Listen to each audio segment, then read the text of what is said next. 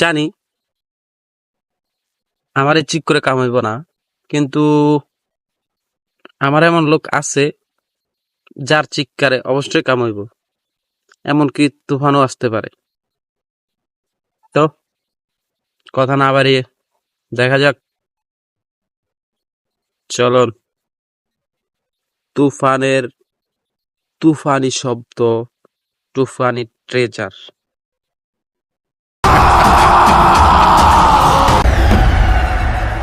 পূর্বের কথা মোতাবেক এখন থেকে পুরো দেশকে তুফানের হাতে তুলিয়া দেব।